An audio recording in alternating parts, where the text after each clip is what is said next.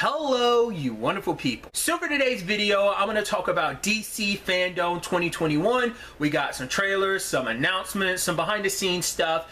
You can check out the timestamps I'm going to include to kind of, skip around to what you're curious about hearing my thoughts about. Some stuff I'm going to talk about more than others because some stuff was just kind of, like I said, behind the scenes stuff. Other stuff was just kind of like some Sizzle world type of things. And then you have like some full-blown trailers and announcements and stuff. I'm gonna start with the Batman trailer first and foremost, just because it is the freshest thing on my mind, having just like rewatched it. So I'm gonna talk about that first. Yeah, it looks like an awesome trailer. And obviously hearing Matt Reeves, Zoe Kravitz, and Robert Pattinson kind of talk about it a little bit beforehand, I think it's such an interesting element. Like, this definitely seems like the most unhinged Batman we'll ever probably see, we've seen thus far. Because obviously that's always been a thing of people being like, yeah, Batman's unhinged. I feel like this definitely feels like it. And, well, this feels like the most. Like, you compare this to, like, I mean, not even like, let's not go to the most extremes like Adam West Batman versus this. Like, let's not even go that extreme. Just like even comparing the animated series Batman to like Matt Reeves Batman, it's like night and day. But I really like what Robert Pattinson had said. What's the fact is that this is a Batman, like obviously this is his first year, so he hasn't really defined what Batman is and what he represents. So that dual identity situation hasn't really like found its center yet. And so he himself is not centered. He's just consumed with his rage. That's all Batman seems to be. It's just all his rage leashed out, because like multiple times throughout the trailer you're just seeing him beat the ever-living piss out of someone. Even at one point like Selena's behind him and watching him just punch a dude repeatedly, and like he doesn't know how to control himself. It's unfiltered rage, and I think that's such an interesting element of like, I think you see peaks of it in like some of the Batman versions we've gotten, like, and maybe people who are more well versed with the comics will have seen a version like this, but I feel like this is something that the general public who isn't used to not well versed in the comics, I think this will be the first time seeing a Batman this brutal, like I said, this unhinged. And so, I mean, just the trailer just looks awesome. I do like, obviously we're getting a little bit more Selena Kyle in this trailer. Well, actually a lot more Selena Kyle in this trailer, and just seeing some of those dynamics between her and Batman. And I think it's so interesting, like, he sees her face without like her mask or anything, but like in the trailer, I mean, who's to say what they do in the movie, but in the trailer they didn't show any Selena Kyle and Bruce Wayne. So even if they have any interactions, she doesn't know who he is, because she's like, oh, like, who are you underneath that mask? So it's probably going to be a lot of Batman. I mean, it's always that thing about Selena Kyle and Bruce's story of like, when do they find out each other's identity? When does he meet? I mean, he sees her later on without her mask, but he probably figured out maybe earlier. That's like maybe later points in the movie, and so earlier on he found out like, oh, like he meets her without her mask on or whatever, but she doesn't. Like maybe it's like later in the grand scheme of the story that becomes a thing. I don't know, but I think that's such a fascinating element. And obviously the conversation about Gotham being this powder keg and Riddler being the match. I think it's so interesting that the opening of the trailer is him getting arrested, because like I guess this is after he's already made his statement in Gotham and already revealed himself, and they maybe with Bruce's help, well, Batman's help, they ended up arresting him immediately. So I'm curious like how much of the movie he's actually locked up, how much of it is he running free, like, because I'm sure he probably laid a lot of stuff out before getting locked up. He's like, he knew he was going to get locked up, kind of almost like, it's a weird comparison to make, but like the movie Law Abiding Citizen, it might be something along those lanes. Like if you're familiar with the movie, like maybe get some of that. But obviously it seems like they are going in that direction that I wonder, like, have more continuities tend to lean towards, like, because I think this deals with because it's like Riddler's whole thing is a statement against Gotham. I think the hierarchy of Gotham, like the rich doing whatever they want, and Bruce's parents and family can't escape that either, because you see at one point he's walking like in, like, I don't know, but it's stuff that Riddler left, and it's like, oh, the sins of the father. So they're making it seem like Thomas Wayne was a douchebag in this continuity as well. And like the only continuities I know that have really dabbled in it are the Telltale Batman games and the Gotham show dabbling, like, right, Thomas wasn't the best person. I mean, to certain extent, I guess you can make it the argument like Pennyworth kind of touches on that a tiny bit, but regardless, so it's not only just the sins of the city, but it is also like, Bruce saying like, oh, I don't care about myself, I just care about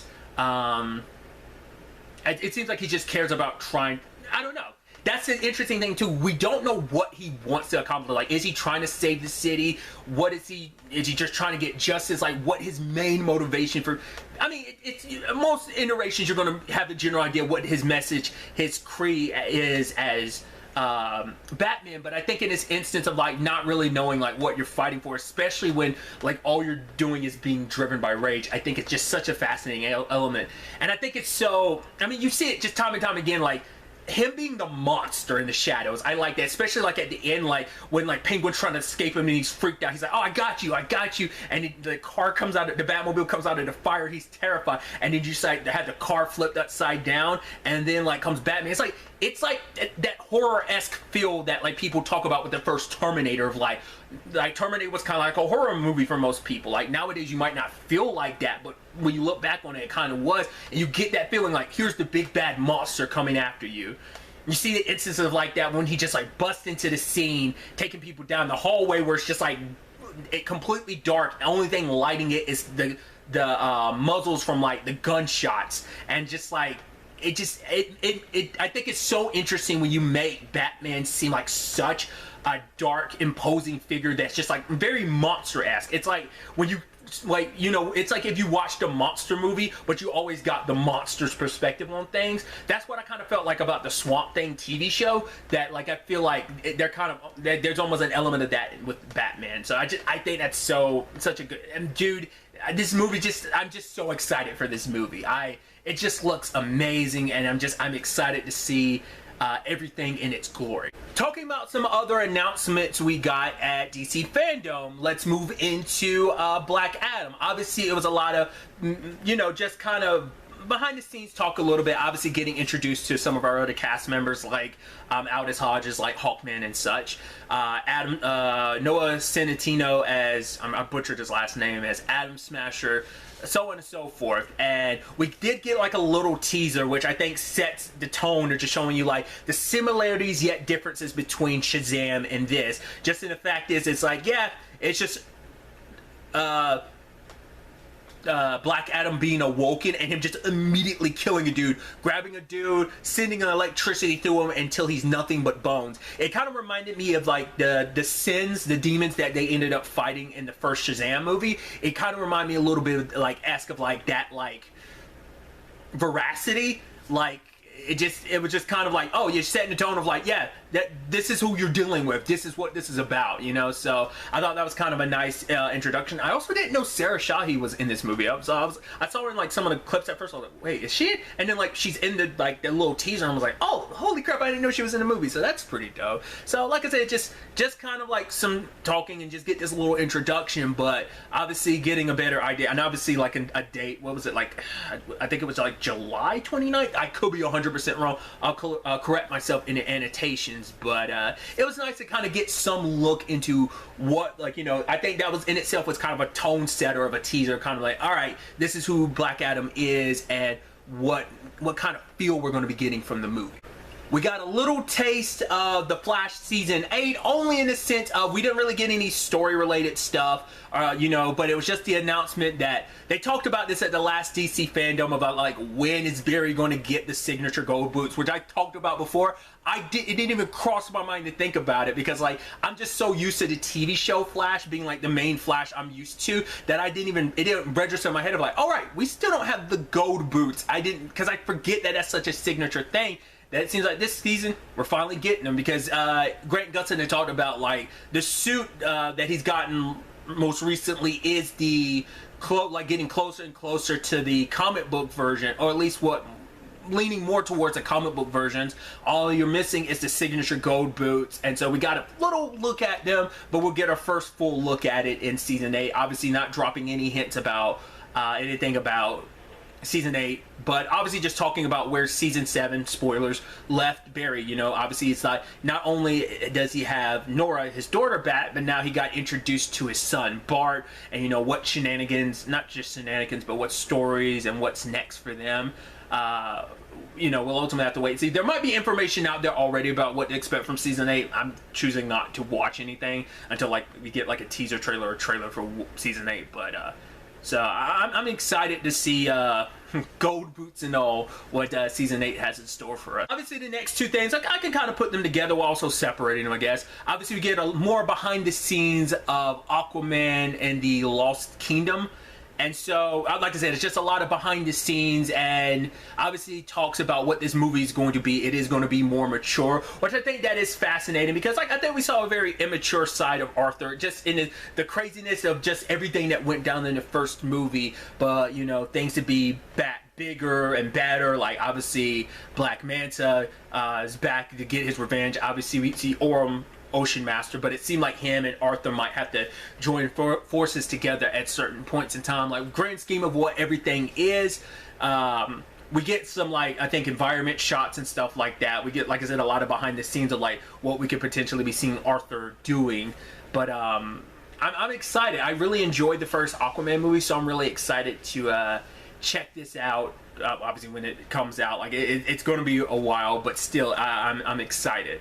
Kind of also on the same vein is the new animated like trilogy thing that's for the Aquaman, the animated series, which it's just like a very like goofy like Aquaman cartoon, because like Flula was talking about it. I was like, oh, who are you in it? And he said like he was just talking like he was a fish or something in it. So I was like, oh, that's dope. Which I mean, I love that like all these people who are tied into like DC stuff, like David Dastmalchian, God, I'm probably like butchered his name. You know, Polka Dot Man, he was Abracadabra on The Flash, and so on and so forth. So like, you know, Flula, who was Javelin and the Suicide Squad, being kind of in something else DC related. So that's interesting. I think the first episode's already out, and this was like a sneak peek to the second episode. So I haven't even checked it out yet, but I remember seeing like promotional material for it beforehand. So it looks weird, and I think it's like I think it's just a, you know, hey, let's take the piss out of like Aquaman, like just make him even sillier and well, not just him, but just the nature of the world, make it just sillier and weirder. So I think that just perfectly describes what that show seems like it is. Obviously, you have your Milestone conversations about how, you know, well, like literally Milestone itself, of how important it is and what it represented of, like, you know, getting these people together who never really had an opportunity to have a voice, to now have a voice with, you know, Milestone, like the people who created it, people who've come on board. Obviously talks about a Static Shock movie that is on the way. There have been talks about that before, but there was also talk about an animated full-length feature that they're also working on as well.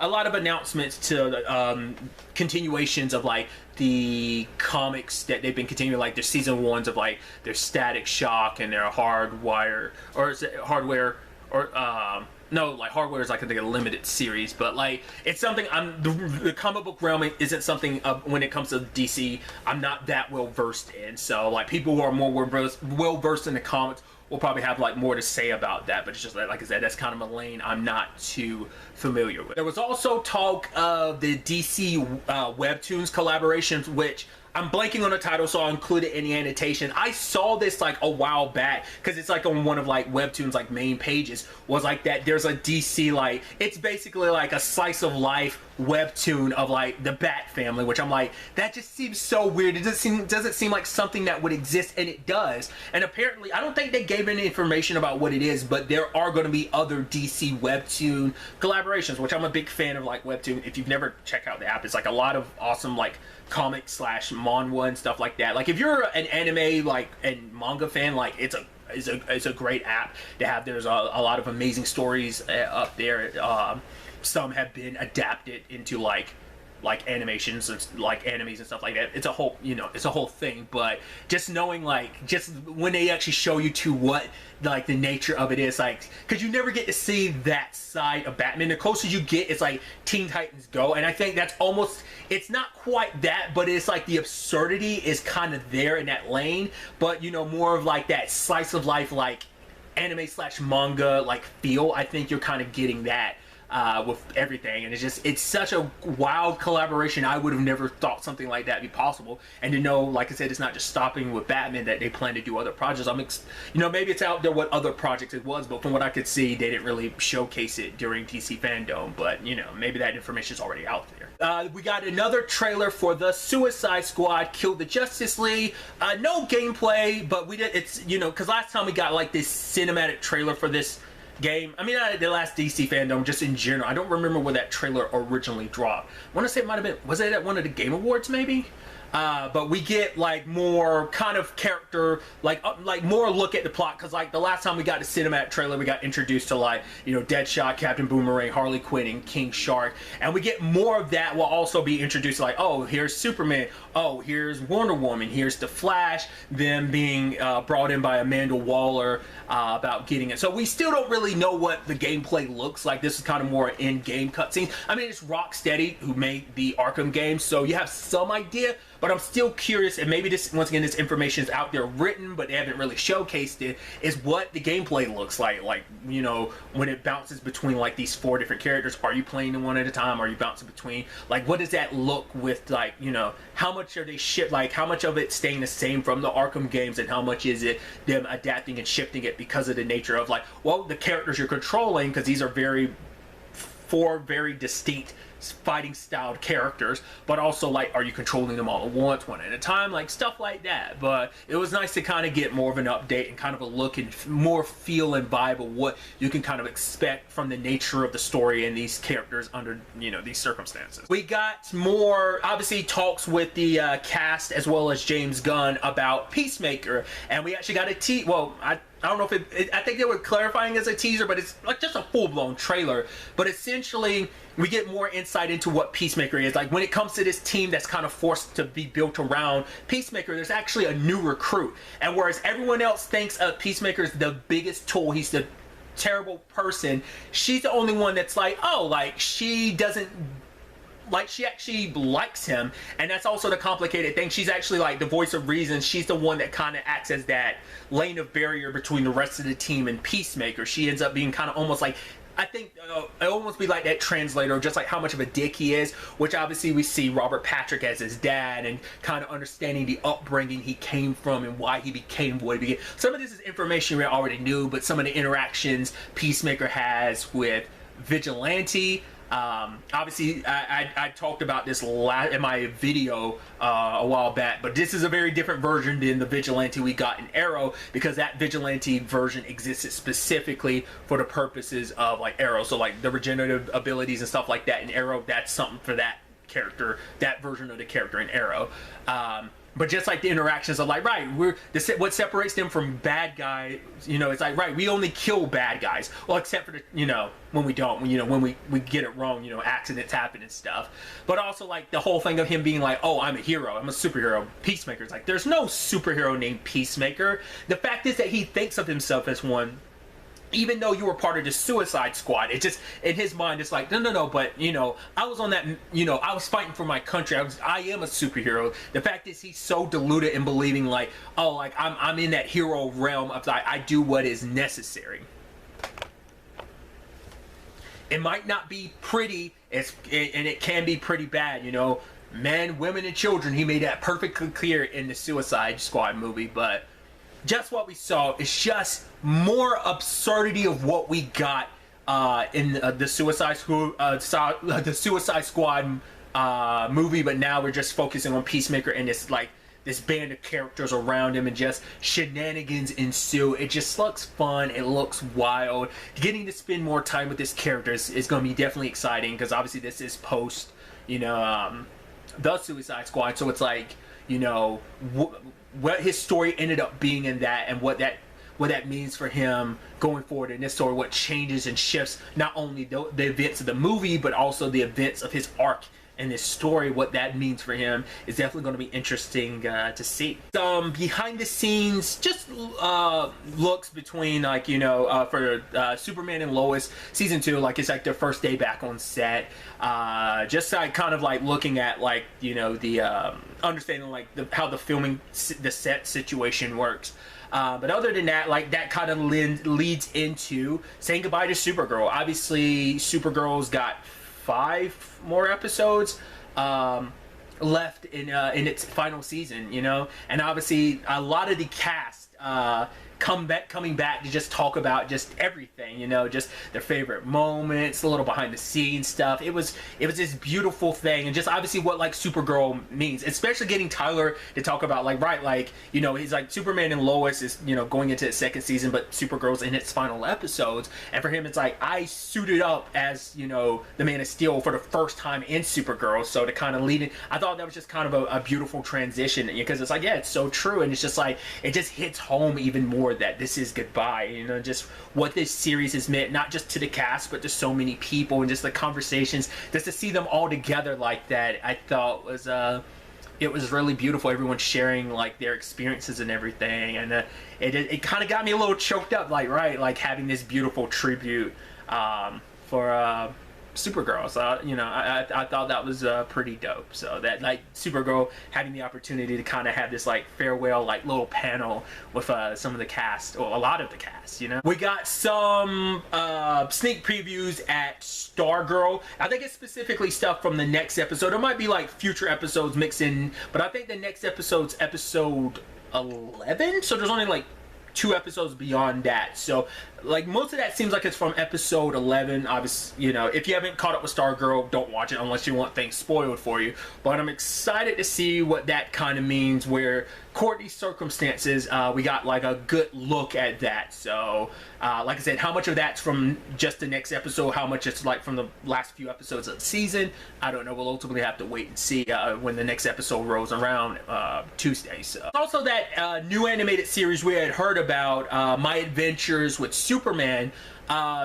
Obviously, like, there was only like art and kind of concept stuff shown, because I guess like there's not like fully animated yet. But honestly, I really like the art style. It's like a very like distinct art style that like I'm really interested to, you know, ultimately check that out when it comes out. But I do like that they also talked about, like, you know, what Superman represents, and obviously the conversations about inclusion and stuff like that. And I thought it was beautiful, like how, because Superman's mission statement had always been like truth, justice, in the American way. I really like the shift to, you know, truth, justice, a better tomorrow, or something like, because, you know, that's back when, you know, I think that is a more representative like feel that I think a lot of people can get behind, like that mission statement, like, yeah, just that changing, like, not like saying like that all the American way is like that bad. It's like, no, but it's just like, I feel like a better tomorrow, because I think it symbolizes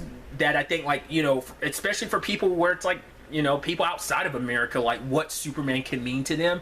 You know, it is about this, you know, believing and doing the right thing, and, you know, and hope for a better tomorrow. So I think it's just a befitting thing. I don't know, I just thought it was, maybe that's just me just being me, but I thought that was such a neat little change. I was like, oh, that's so interesting that that's kind of like the mission statement they plan to kind of go forward. Because like, to me, in my head, I always like, that's always registered in my head of like, right, that's what Superman's supposed to represent, truth, justice, and the American way, because that has been that way for so long. Once again, this is coming from someone that maybe different comics in the past have kind of dabbled with shifting that a little bit.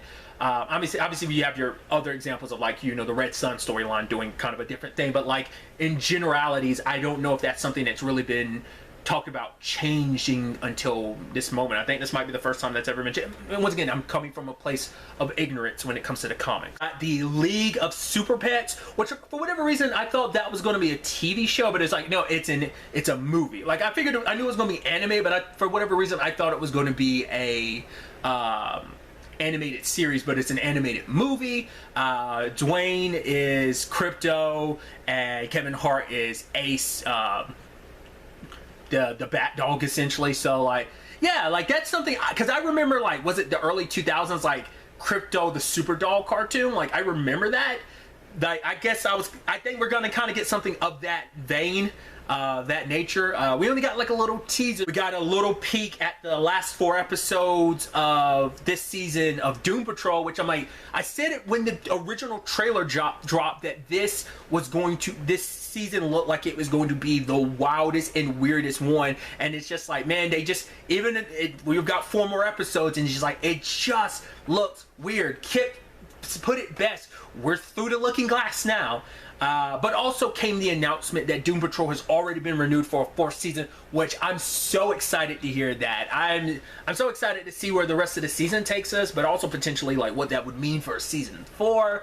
I'm excited. We got our first teaser look at the Flash movie, which is like, it feels so surreal because this movie has been in kind of very much like Black Adam, and I didn't even talk about it at the time, but like this is something that's been a long time coming, and to get to this point, just like seeing Barry as the Flash outside of what is essentially, you can tell, potentially being his house, and think about, man, it's like, it's weird to think about, like, right, we're getting like the first Flash movie, solo Flash movie, Flashpoint movie. It feels weird that that's going to be the first solo Flash movie that we get as a Flashpoint movie. But we get little looks here and there. Obviously the costume.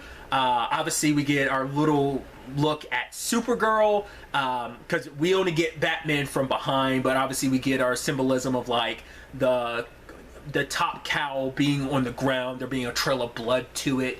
What I thought was fascinating was like, there are 2 Barrys standing there, because I was like, wait, we're really going buck wild with this, because like Andy Muschietti said, like, oh, maybe a year or 2 ago or something like that, that this was going to be a very different version of Flashpoint. It's like, oh, and you know, this is someone who's only experienced with Flashpoint. It's a TV show, which is a very different Flashpoint from the comics, from what I understand, because obviously the Flash TV show is on a much smaller scale. But my only other experience with that would be like the Justice League Flashpoint Paradox movie, the animated movie. So I'm curious to see what they encapsulate in this movie. Like, we're definitely tiptoeing into Paradox territory, and the fact is we have like 2 Barry Allens right there, because I don't know if that came up. They definitely didn't come up in the Justice League Paradox movie.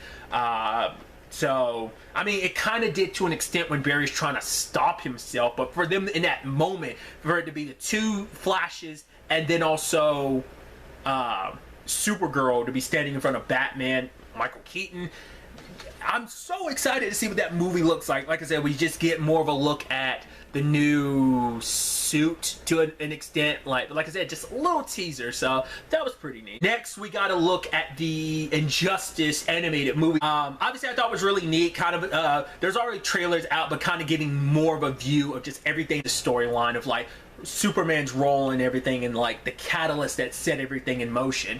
But I also thought it was pretty neat. Obviously you had Ed Boon there and Justin Hartley, who's voicing Superman, which if you're unaware, like Justin Hartley was Oliver Queen / Green Arrow in Smallville, so that's pretty dope. I feel like he's done other DC voices too. I don't know. I don't feel like Superman's not the first time he's done that. But like to get them, they're sitting down with Jeff Keighley, and I thought what was pretty dope about the presentation too was that they weren't just focusing on like the movie. They were blending in, like cutting back and forth between like the comics, the movie, and the video games. Because obviously it started with the video games, then went to the comics, and now it's getting adapted. And Ed Boon talked about like obviously the adaptation and just like seeing some of the finishers from the video games brought to not live action, but to the movie, but also like being able to flush things out in a way, like, you know, putting other character stories to the forefront, that maybe because I think this might lean a little more towards the comics where it expands upon stuff that maybe like the video games like alluded to certain ideas and stuff, but you never got to necessarily see, maybe just heard about. So it's obviously a pretty dope game. I've never read the comics, but I'm excited to see the adaptation. I'm assuming this is only going to be an adaptation of the first one, Injustice: Gods Among Us, and not 2. I guess that would just depend on how well the movie does, whether or not they'd adapt the sequel as well. In case you were curious, my camera died, was about to die yesterday, so I didn't get to finish recording. So I'm finishing the recordings today. So in case you're curious of like, oh, suddenly it's brighter and I'm wearing a different shirt, that's why. Other things that got covered, we talked a little bit about the Blue Beetle movie. Obviously not too much into it, but obviously getting introduced, you know, getting to hear from the director, the writer, as well as the actor who is playing Jaime Reyes, aka Blue Beetle, and just obviously kind of talking about why that character is so important, a little bit more of his background and what that means, kind of, you know, being a person of color, like in that role, in that position of Blue Beetle. So I thought that was interesting. Like my experience with Blue Beetle is from the Young Justice cartoon, which once again I still need to circle back to at some point in time, because I definitely have to rewatch season 1 and 2 because it's been years, and I haven't kept up with it like I should have, but I do want to change that. But yeah, like I said, it was just kind of some talk, obviously like some key art of what the suit's going to look like. I do like that the actor was like, yeah, I'm calling everyone out in the DC like universe, like movie, TV, what doesn't matter, like my suit's gonna be the sickest. And it's just like Blue Beetle's suit in general is pretty dope. I'm actually really interested to see what that does look like live action wise. The only other live action Blue Beetle suit that's existed was in Smallville, and that was years ago, so I'm curious to see like what that necessarily looks like now, like live action wise, you know, because obviously technology's advanced even more since then, obviously. So I want to say that was in the final season you got Booster Gold and Blue Beetle. I wonder will there be any Booster Gold like tie-ins or anything like that, because they're pretty tight in the comics, if I'm not mistaken, Blue Beetle and Booster Gold. At least they get teamed up a lot. The next section, we kind of went down like the more Gotham route, and in particular, there was the Gotham Knights game showed off a little bit more. This was a story trailer, just kind of giving you more insight into the Court of Owls, because the previous trailer kind of focused on like obviously like gameplay as well as like our Bat family, whereas this one kind of focused a little bit more on the Court of Owls, because I think this is the first time we've gotten the Court of Owls in something else in a while, because the only other thing I'm aware that's touched the Court of Owls outside of the comics, and I could be mistaken, is Gotham, because they had the Court of Owls storyline there. So I think this might be the only other instance that's been used outside of comics. Once again, I could be mistaken. At least this is my only other experience running into like the Court of Owls. So, but I thought there's just kind of a nice trailer, just kind of introducing them. Obviously getting Penguin talking to, was it Nightwing he was talking to, if I remember correctly, about them a little bit, and just kind of, they're kind of like a myth in Gotham, and just, you know, to the forefront. And obviously it's like Bruce is gone, Jim Gordon's gone, you know, stuff like that. So it's just kind of a nice like story trailer, because we already have an idea what the gameplay looks like, because there have been previous gameplay trailers, but this was just more of a Court of Owls trailer. Obviously we had Javicia and Rachel talking about Batwoman season 3. Obviously it premiered Wednesday. Well, season 3 premiered Wednesday, and obviously like I like that almost like the 70s styles, like, oh, it's Batwoman and Alice. Like, I like that, like, almost like Starsky and Hutch, like, almost thing that they were kind of going for. But obviously kind of giving us a sneak preview of, like, the next episode of just, like, right, kind of being forced to work together because of Renee Montoya. Spoilers, I guess. But kind of giving us insight to the next episode. And it seems like the next Batman trophy they're going after is Killer Croc related, it seems like. So obviously the continuation, and just like Rachel and Javicia talking about like, oh yeah, like the interesting aspect of just like this unlikely duo being kind of forced to work together. So that was pretty dope.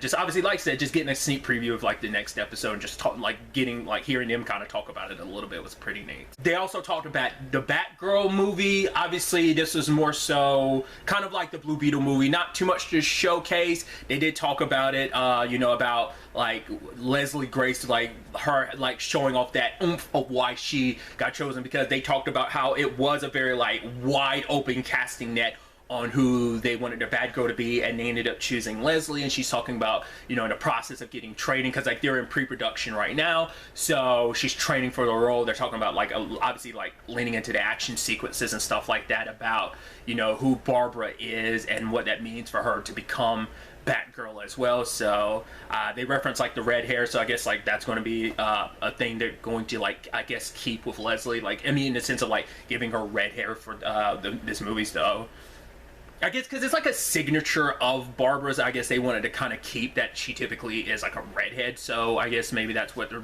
I just thought that was kind of an interesting thing, like if them deciding to go down that route, because like, you know, most often than not it's just kind of like, yeah, like, I mean, I know it's all outside the, you know, DC realm, but like even like, you know, they didn't worry about that with like MJ when it came to like the Spider-Man movies, of like Zendaya doesn't have like red hair or anything. So that's why I'm like, it's just interesting for them to say like, oh, they're going to keep that choice. So I just think that's fascinating. I'm really excited, you know, to have like just a full-blown like Batgirl movie and just see what that looks like. Will it tie in anything?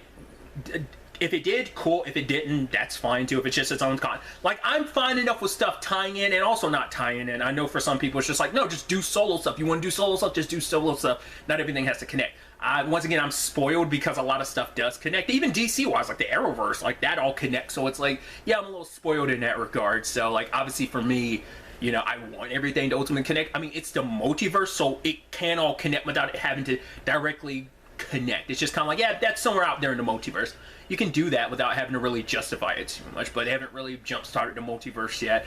Flashpoint's kind of doing that, which now sitting here next to him, like, well, that probably explains why there's another Barry Allen, because he's probably a Barry alternate timeline, or could just be from a different Earth now that I'm thinking about it. Regardless, tangents and all that. Obviously, we got a little sneak preview of like one scene from Titans season 3 finale, but then there was also the reveal that they are getting a 4th season.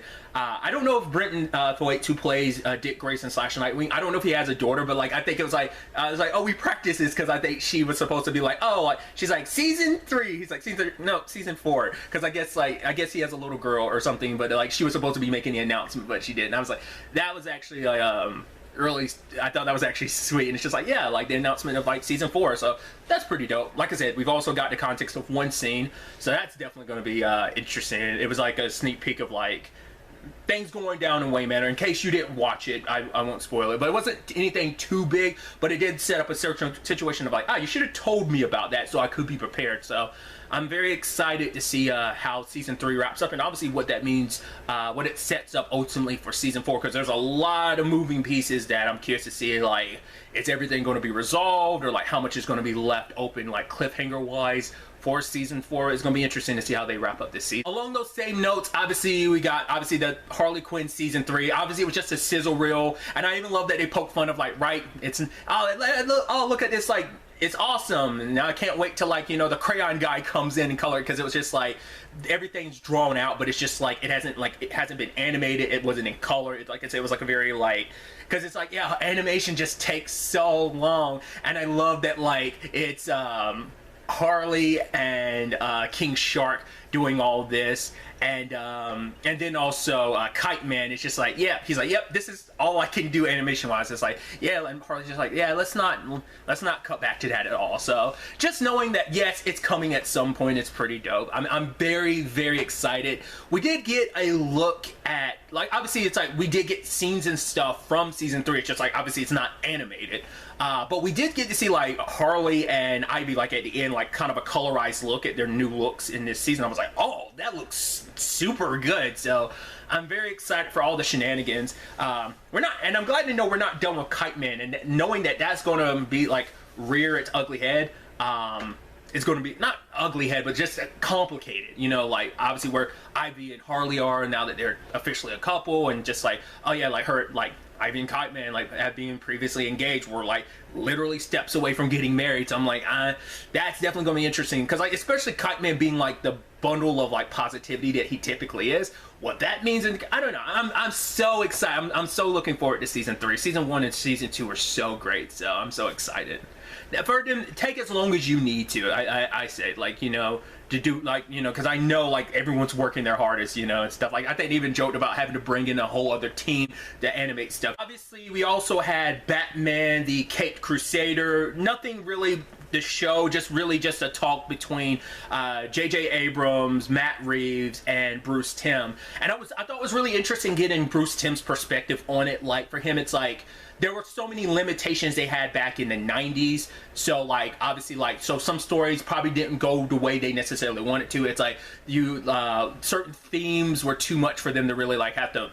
They could go as far as they wanted to, as well as like when it came to violence and stuff like that, which I'm so curious to see how that's affected by, because this is still going to be on Cartoon Network, but it's also going to be on HBO Max. So I felt like this would, because I know one of the previous Batman series, I want to say, what is it, Fear the Batman? Was that it, or was it Beware the Batman? There was one that I think, I never saw it, but I do know it like aired, I want to say on Adult Swim, so I would have expected this just to be an exclusive like HBO Max thing or something like that, or just maybe like an Adult Swim type of thing. It said Cartoon Network, so I don't know if that was just like, I guess it still is. I don't know. I'm curious to see what that is. Like, I wasn't expecting like something Harley Quinn, the animated series related, but like with them talking about like limitations on what they could do, like more mature themes and stuff like that. They had to probably pull back on certain storylines. So it was interesting, because obviously they are continuing, like, for them it's like, it's not necessarily like it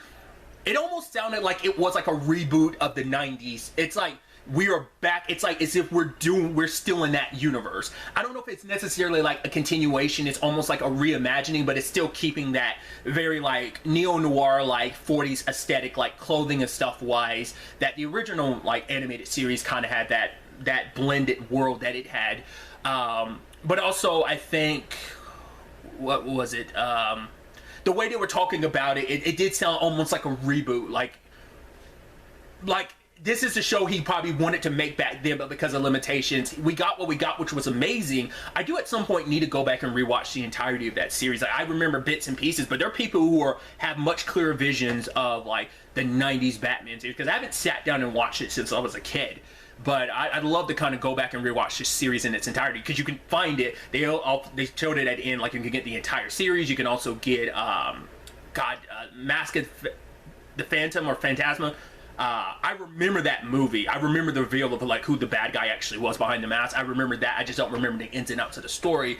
But it was really interesting, kind of like I said. It's just like, right, a lot of these villains like from this series are iconic. It's like, you know, I mean, when people think the Joker, they think Mark Hamill from the animated series. Like, that Joker is one of the most iconic Jokers. Like, next to that would be live action wise would be like, I think Joaquin's kind of up in that, but before then it was, you know, Heath Ledger's Joker that really like solidified that. But just like when most people probably think Joker, Mark Hamill's Joker from the animated series, and I have to specify that because obviously he's voiced the Joker in other things like some of the Arkham games and stuff, like maybe even all of them, excuse me. Whatever the case may, I went on a bit of a tangent, but the point was like hopefully like these new versions of these characters, like people will think is like are iconic as well. That's why I feel like it is kind of almost like a reimagining slash reboot rather than a full-blown continuation. It's like we're in that universe, but we're going to take things in a little bit of a different direction than maybe they were previously, while still keeping that look and feel to a certain extent. Like animation wise, things are going to be different. Obviously it's not going to be a one-to-one animation as it was before, but like I said, that 40s neo-noir like aesthetic that the original series had. So I'm excited to check it out when it ultimately does come out. Next up, Young Justice. Like I said, I have not caught up with Young Justice. It was interesting, and I think that's just what they showed you was like a sneak preview from like one episode, because I was like, man, I haven't watched in a long time, and I see some familiar faces while not others, so I'm like, are they dead or are they not? Because this one's Young Justice, was it Phantoms, and the previous season was Outsiders, so obviously it's just like the expansion of like the DC universe and interactions and stuff like that between the young heroes and the older OG heroes and stuff like that. So like obviously like a lot of like there's certain storylines I'm like, oh, that's interesting to see. Like obviously like the Magan and Connor thing, like it went through its complications from like season 1 to season 2, but like to know that's still going on. I don't know everything that went down in season 3, but once again I just need to like change that, because I know like season 4 is like streaming now. I just haven't taken time to go back and rewatch season 1 and 2 yet. I just, like I said, I just need to change that. So it's pretty dope. Like I said, it was mainly like a sneak peek at like, it seems specific in particular an episode, because I think it said it was like now streaming, so those are like rolling out now. I believe so. We got DMZ, a limited series by Ava DuVernay that was interesting. Like I never read the graphic novel, but it was interesting kind of like understanding like what this was. Essentially, it's like almost a borderline post-apocalyptic world, but not necessarily. Like basically this world is entered like into a like the US in particular is in like had a civil war between like the free states of America versus like what the typical states of the United States of America, and it's like got different places in the world like sectioned off, and then like we're like 8 years into this, like certain people ruling certain sections. It's like, oh, like all law is here, like it's all law and order here, and in other places it's like, oh no, it's because it was like Benjamin Pratt's character was all about law and everything, and then like Hoon Lee's character, which I'm like, oh my god, I love him as Job. That's that thing I best know him from is Job from Banshee.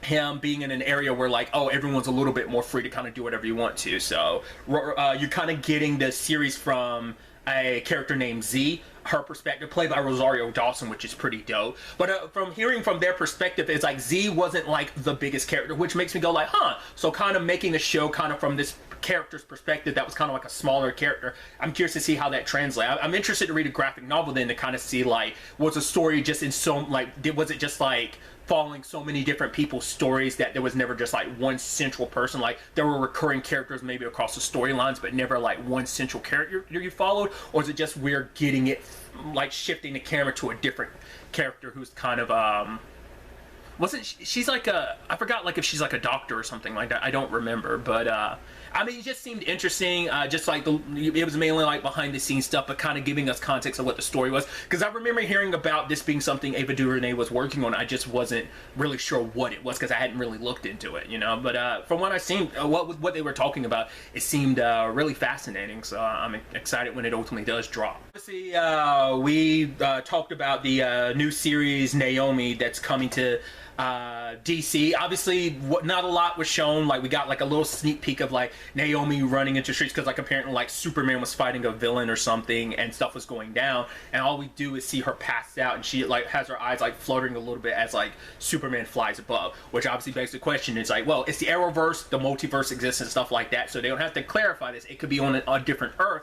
But it's a character I don't know that much about. The actress who is playing her talked a little bit about, you know, what it means for her, because she's like I was 16 when I was cast in a role and the character is 16, but also like I'm 17 now, so it's like there's a lot of parallels like that I could just draw from my own experiences, my own family and stuff like that to put into this character, you know. And obviously it's like, yeah, this is a black teenage superhero, and what that means if like there's not many, you know, because obviously a big thing about this whole thing was about representation and inclusivity and just kind of characters that you typically might not get to see on the forefront being able to be on the forefront, whether it be a Blue Beetle situation or even a situation with Batgirl being someone that you typically wouldn't see as Batgirl, or, you know, even this Naomi situation. So it kind of reminds me a little bit of kind of like what's going on with John and Jordan in Superman and Lois. Obviously you can think of like Jennifer from Black Lightning, or even Stargirl, like this being kind of this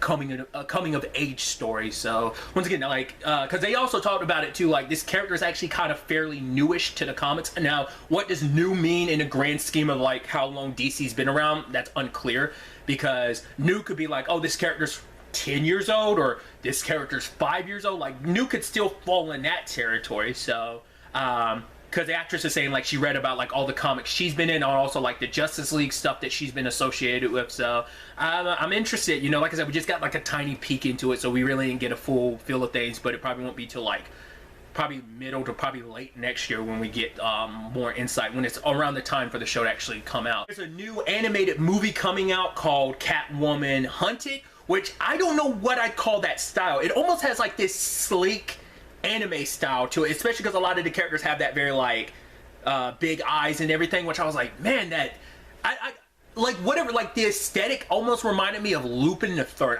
It's a weird comparison to make, but I don't know, like that sleekness to it and just like the very like anime aesthetic they're going for. But you know, it seems like at points she's teaming up with Batwoman, which is interesting because like the front of like the DVD case, I think it's Batwoman, Catwoman, and Black Mask, but like she's going up against monsters and just typical villains like you see. So just her interactions with people, it seems like a lot of fun, which I believe Catwoman in this is being voiced by Elizabeth Giles. I was like, oh, that's pretty dope. I was actually looking into it. She had actually voiced something DC-wise for like a short film a couple years back, I believe. I was like, oh, but that was pretty dope. Obviously, like, currently on Dynasty, but the thing I knew her best from, like, well, the first thing I got introduced to her from was Victorious on Nickelodeon. So I was like, oh, that's pretty dope. I forgot who it was, because I feel like there was another name on the, like, trailer, too, like, besides hers. That it might be who's voicing Batwoman. I'm like, the other name seemed familiar, I just wasn't sure. But it's like she's kind of being forced to, not 100% like a Suicide Squad situation, but it's like, yeah, like some people are like, yeah, you're kind of forced to work for us and we'll kind of clean your record, I think, type of situation. But it just seemed really interesting, and like I said, the aesthetic looked pretty dope. So next up, we got a little peek behind the scenes for Shazam Fury of the Gods. Very much like very behind the scenes and talking about it. Obviously this movie, you know, obviously more of the family element that was set up at the very end. getting to see Helen Mirren and Lucy Liu a little bit behind the scenes in their costumes, and you know, obviously, like, there's going to be even more action and stuff in this movie. I'm excited because I really enjoyed Shazam. Like, it is probably like it is a superhero movie with a lot of heart to it. Like, I wasn't expecting there to be like a lot of, like, you know, it is kind of like that family you were born to versus the family you kind of make for yourself. That's a big angle, and I think that's going to be a through line that continues, especially like Billy's storyline, you know, and not just him, but also like his siblings, of their stories of like, right, what it means to have the powers now and the responsibilities of having their respective powers now. I'm just excited to see, you know, where the movie, like, we'll still be waiting a while because I think it was like not coming out till 2023, I believe. But I'm excited. You just, you know, knowing it's, you know, its production and just seeing what ends up happening, because I really liked the first one. We had a celebration of Wonder Woman. It's been 80 years, which is awesome. Obviously, you had Patty Jenkins and Linda Carter, which I'm like, man, that's so dope. That's so dope. Obviously, like, she made her, spoilers, cameo appearance in Wonder Woman 1984. Obviously, there was a little talk about 3, but in the sense of, like, we can't talk about it, but eventually it's going to come out. But also, like, what the character means to so many people, like, what makes her stand out so much, like, what she stands for, what she represents to so many people. I thought that was a beautiful thing. Sadly, Gal Gadot's like super busy working on so many things, so like she couldn't be there, but I just thought it was dope just getting like Patty Jenkins' perspective on things and Linda Carter's perspective on things, and just like the growth of the character, just like for especially Linda Carter's perspective of just like, yeah, like, I didn't make the character, you didn't make the character, but it's nice to know that we're part of something even bigger than us, and when it comes to this character, and, you know, celebrating the 80 years of just how much this character's changed and grown and what it's mean, like the controversies that the character created back in the day, even when Linda had the character of what it meant of like, because I think it was a conversation about like her being a hero that but she could still be like, that she wasn't like, I think, like a Batman where it's just like, oh, it's all about like getting justice, and be like that she could be kind, that she could be moral, like in them. I don't know what the exact wording was that they used, but it was like there was controversies of just how Wonder Woman presented herself as a hero, and it's like, oh, to know that that was a controversy, that was an issue, even in the time that Linda Carter played the character, and just it was nice kind of getting that perspective around two women who are very important figures for bringing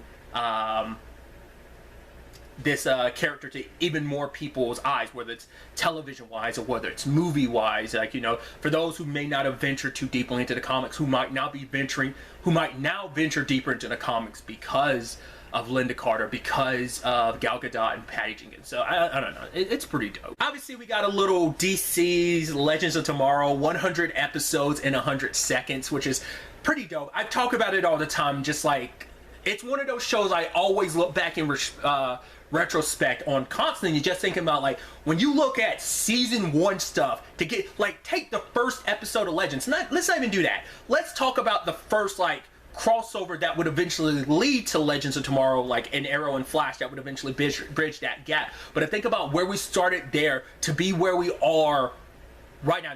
You take the first episode of that show, or even that crossover, and compare it to season 7's premiere.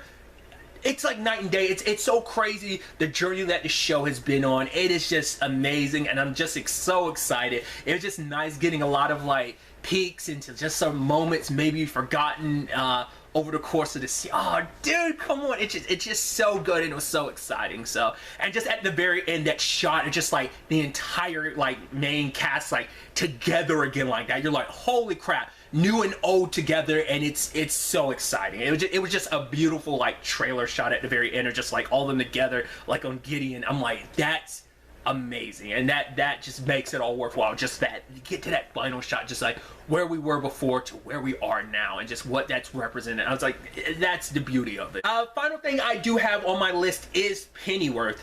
Obviously, you know, the actors who play Alfred, as well as the actor who plays Thomas, are talking about Pennyworth. And obviously, like, the fact is that it's like, obviously we are coming back for season 3, but it's coming to HBO Max. And what was it, like a couple more months, like later at some point during in 2022, the first 2 seasons of Pennyworth are coming to HBO Max, and then later that year in 2022 we'll be getting season 3.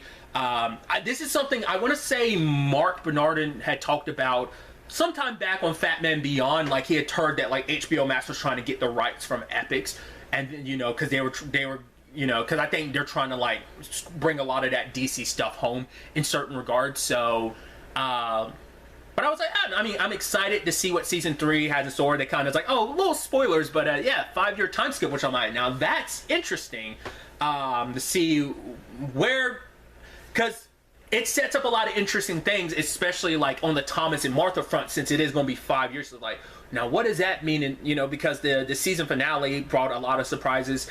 It took a time skip of its own. It time skipped like a year, if I remember correctly. So technically it'll be like 6 years, but it's like technically, I guess from that very end, it's been 5 years. I'm curious, like, will it be like, oh, the beginning, like, will it immediately pick up that 5 years later, or what? Obviously not really getting too much insight into the story. Maybe that information's out there, but I'm just excited for more Pennyworth. If you haven't seen Pennyworth, this would be the perfect time to start jumping into it the moment it comes over to HBO Max. But until then, I do believe it's still on Epix, at least till now, I think. So I highly recommend you jump in. It's a really interesting show. I think you get to see Alfred in a way you've never really seen him before. So either way, that was just pretty exciting news.